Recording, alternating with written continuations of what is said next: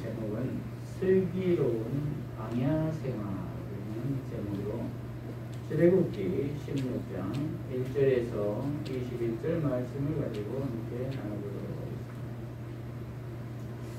하겠습니다. 이 세상은 결코 쉬운 길은 아닌 것 같습니다. 왜냐하면 내 마음대로 사라지는 인생이 아니기 때문에 그렇습니다. 열심히 살았으나 열매가 없는 경우도 있고, 열매가 있어도 행복하지 않는 경우가 더 많기 때문입니다. 그리고 뜻하지 않는 불행이 찾아오기도 하기 때문입니다. 그래서 이 세상은 본향이 아닌 나그네 길 내지는 광야의 길이라고 할 수가 있겠습니다. 그러면 우리 모두가 슬기로운 광야 생활을 하려면 어떠한 삶을 살아야 할까요? 오늘 본문을 통해서 살펴보도록 하겠습니다. 오늘 본문 전체 줄거리를 살펴보면 전 단락에서 이스라엘 백성들이 출애굽을 하여 홍해를 건너고 구원의 노래를 부릅니다. 그런데 수르 광야에 이르러 마라의 쓴물을 만나게 됩니다. 그러나 하나님의 은혜로 나뭇가지를 던지게 되어 단물로 바뀌게 되어 그 위기를 벗어나게 됩니다. 그리고 오아시스인 엘림에 이르게 되어 시리오의 하나님을 찬양하게 됩니다. 그리고 오늘 본문에서 그들은 또다시 가나안 순례의 길을 떠나게 되는데, 엘림과 시내산 사이에 있는 신광야에 이르게 됩니다. 그런데 그들은 거기에서 또다시 먹을 것이 없게 되자 아론과 모세의 하나님을 원망합니다. 차라리 애국에서 죽었더라면 더 좋았다고 말합니다. 그래서 여호와께서는 모세에게 나타나 너희를 위해 하늘에서 양식을 비같이 내릴 것이라고 합니다. 그리고 실제로 메뚜기 떼와 만나를 내려주십니다. 그래서 그들은 양식을 해결하게 됩니다.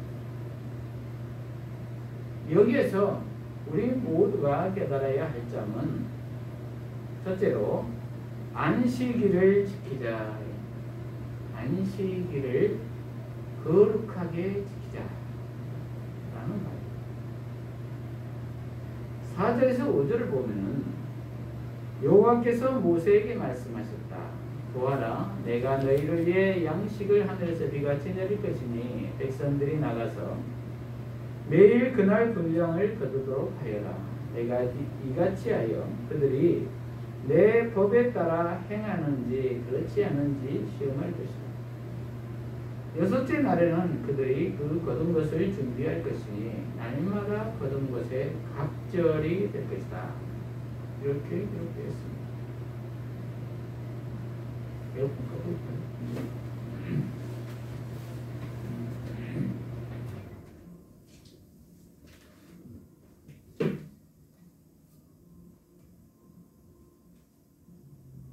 네, 무슨 말입니까?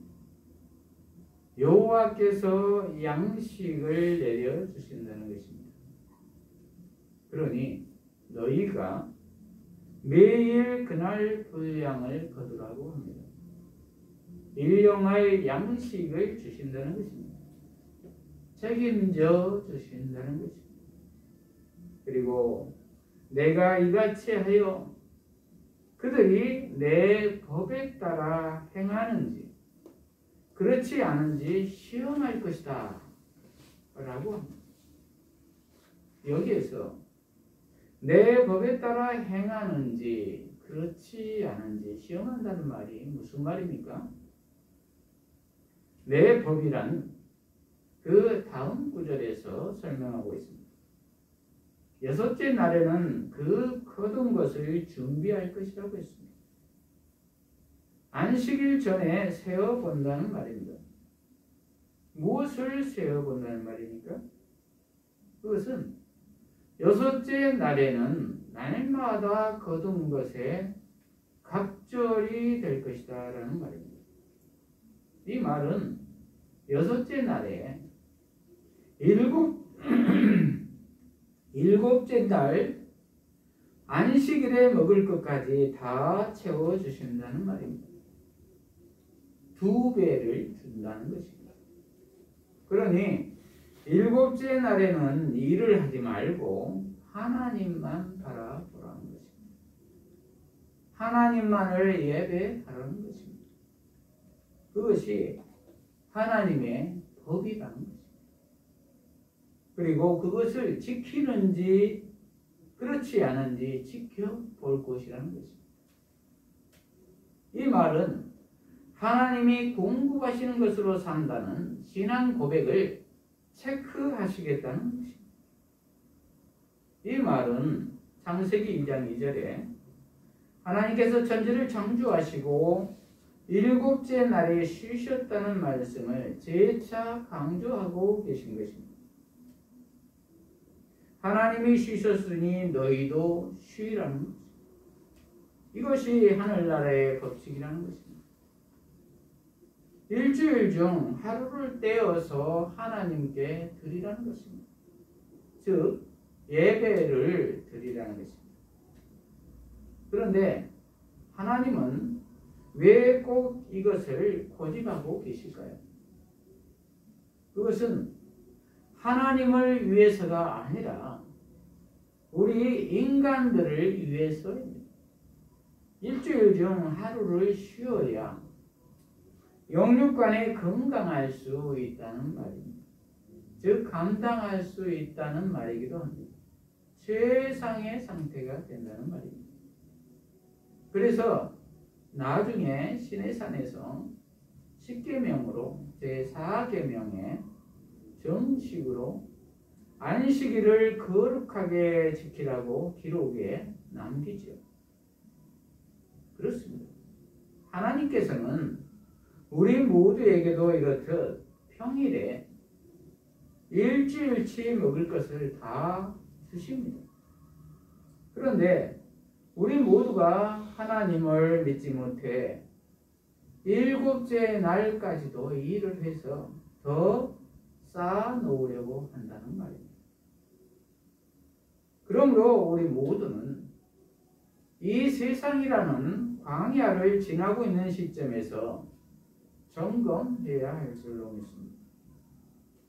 그리고 온전히 하나님께 다 맡기고 믿음으로 주일 성수를 해야 할 줄로 믿습니다. 그럴 때 하나님께서는 영육간의 만복으로 채워주실 줄로 믿습니다. 왜냐하면 이것은 하나님이 재차 강조하여 명령하신 것이기 때문입니다. 둘째로 원망하지 말자입니다. 원망하지 말자. 7절에서 8절을 보면은 아침에는 여호와의 영광을 볼 것이니 이는 너희가 여호와를 향해 원망하는 소리를 여호와께서 들으셨기 때문이다. 우리가 누구에게 너희가 우리를 대항하여 원망하느냐? 모세가 또 말하기를 여호와께서 저녁에는 너희에게 고기를 주어 먹게 하시고 아침에는 빵으로 배부르게 하실 것이니 여호와께서 너희가 그분을 원망하는 말을 들으셨기 때문이다. 우리가 누구냐? 너희의 원망은 우리에게 하는 것이 아니라 여호와께 하는 것이다 라고 하였다. 이렇게 기록되었습니다. 무슨 말입니까? 백성들이 모세와 아론에게 원망하고 있는 장면입니다. 그러자 우리는 여호와의 대변자일 뿐인데 왜 우리에게 원망하느냐라는 것입니다. 그리고 이러한 너희의 원망은 우리에게 하는 것이 아니라 여호와께 하는 것이다 라는 것입니다. 사람에게 원망하는 것 같지만 결국은 하나님을 원망하는 것이 된다는 말입니다. 그러므로 우리 모두는 사람을 원망해서도 기대해서도 안 될 것입니다. 오직 하나님만을 바라보고 하나님께 기도해야 할 것입니다. 그리고 여호와를 원망하면 어떻게 됩니까? 시편 78편에 보면은 철저하게 멸망을 시키십니다.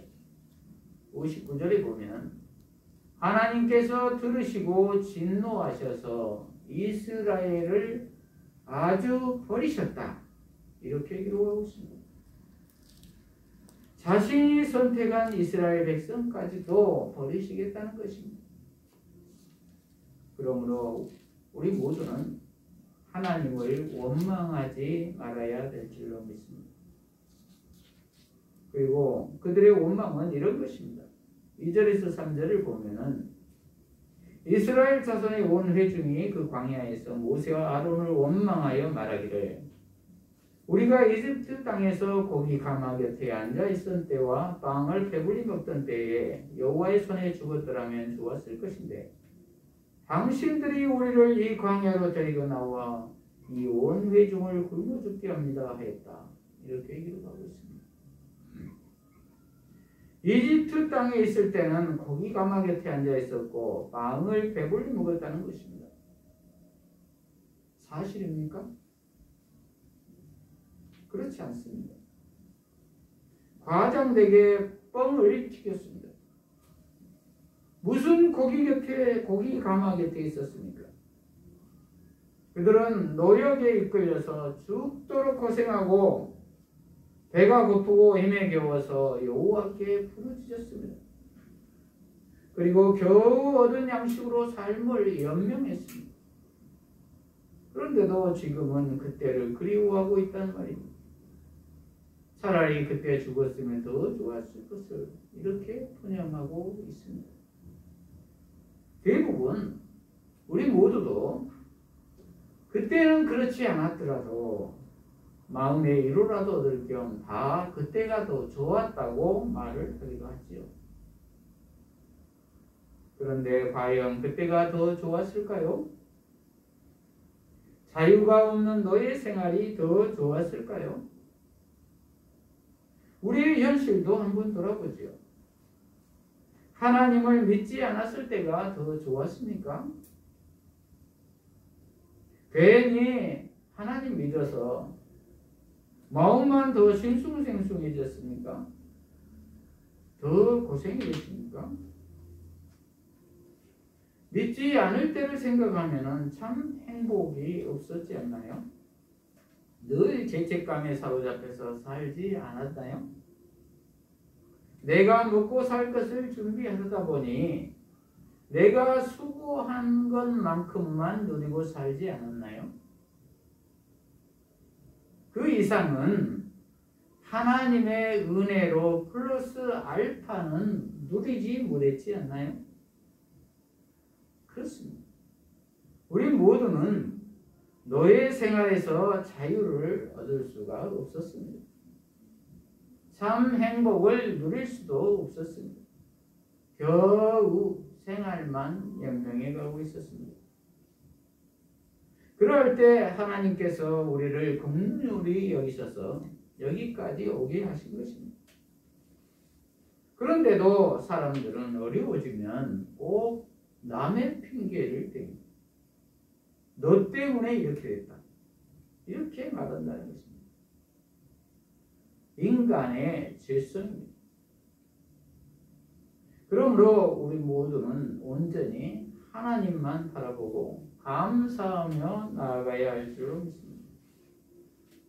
그리고 7절에서 8절에 보면은 여호와께서는 그럼에도 불구하고 이스라엘의 원망에도 불구하고 그들의 원망 소리를 들으셨다는 것입니다. 이 얼마나 감사한 일입니다. 하나님께서는 그들을 출애굽을 통해서 홍해의 기적을 통해서 구원해 주셨고 마라의 쓴물에서 단물을 주시고 오아시스인 엘림에 이르게 하셨는데도 기적을 그렇게 보여주셨는데도 지금의 그들은 조금 먹을 것에 어려움이 오자 기다렸다는 듯이 바로 원망하는 모습을 보여주고 있습니다. 우리 인간들의 모습이 이러한 모습 아닌가요? 금방 찬양했다가 금방 원망했다가 한 입으로 두 말을 하는 것이 우리 인간들이 우리가 생각하기에도 이런 배신자는 다시는 그들 떠보지도 않겠다 이러한 생각이 들겠지요. 그러나 하나님은 어떻습니까? 그럼에도 불구하고 그들의 원망 소리를 들으셨다고 했습니다. 그리고 고기와 양식을 주어 배부르게 하시겠다고 하십니다. 우리의 상식을 뛰어넘는 하나님의 긍휼입니다. 그래서 예수님을 보내주셨지 않나요? 그리고 우리를 구원하여 주셨지요. 한량없는 하나님의 사랑입니다. 그러므로 우리 모두는 아무리 어려움이 있더라도 원망하지 말고 지금까지 인도하신 하나님의 은혜를 기억하고 감사해야 할 줄로 믿습니다.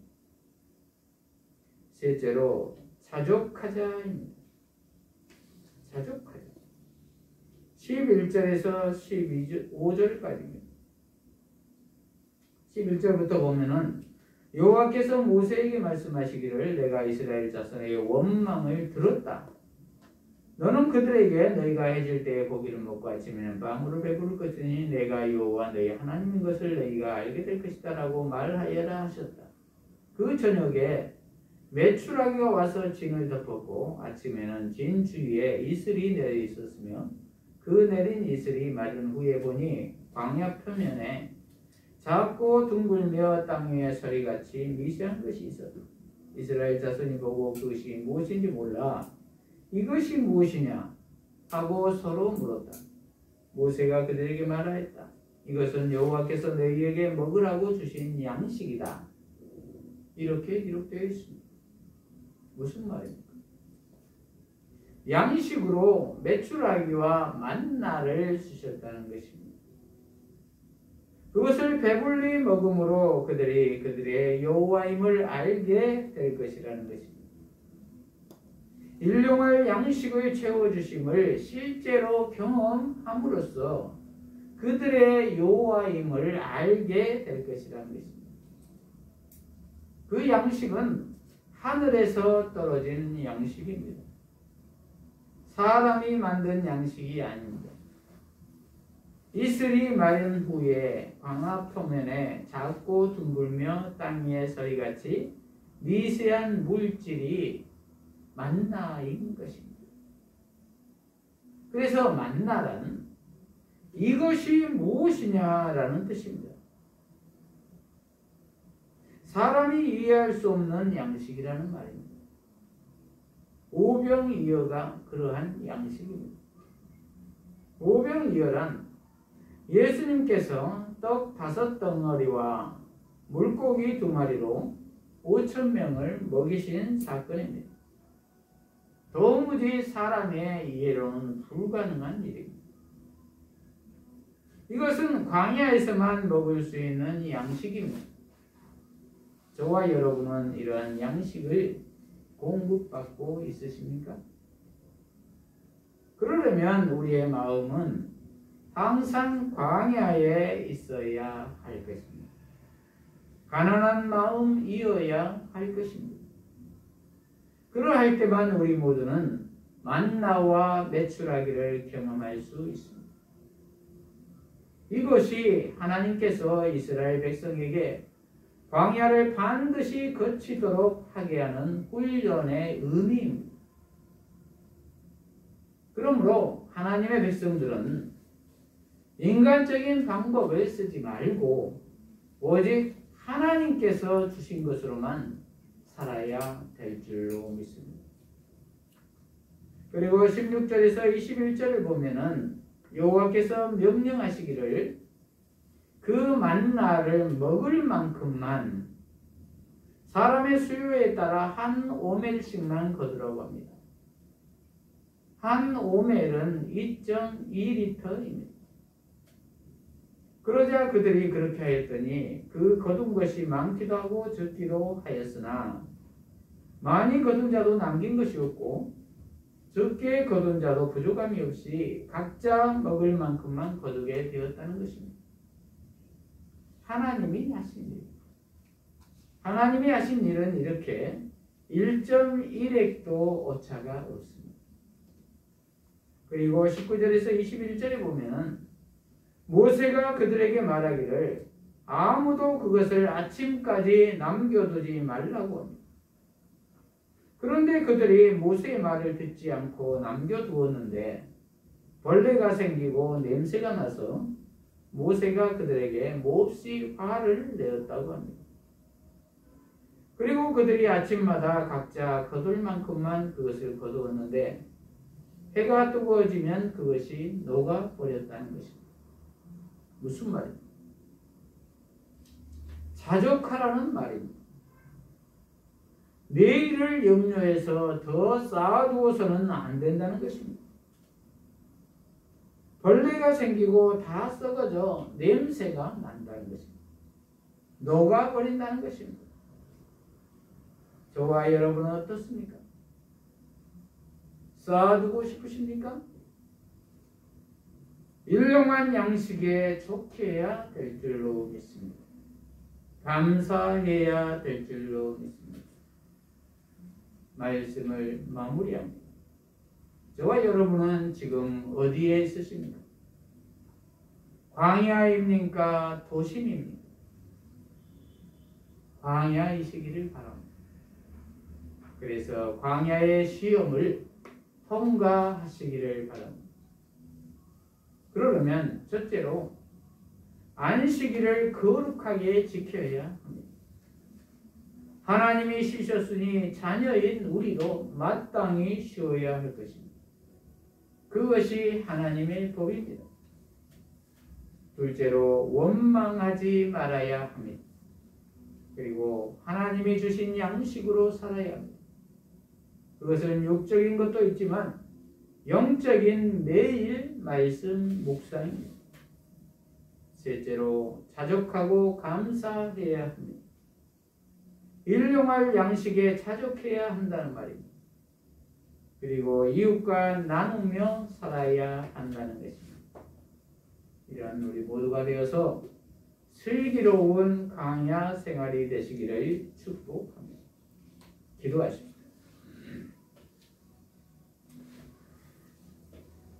하나님 아버지, 오늘 슬기로운 광야 생활에 대한 말씀을 주셔서 감사합니다.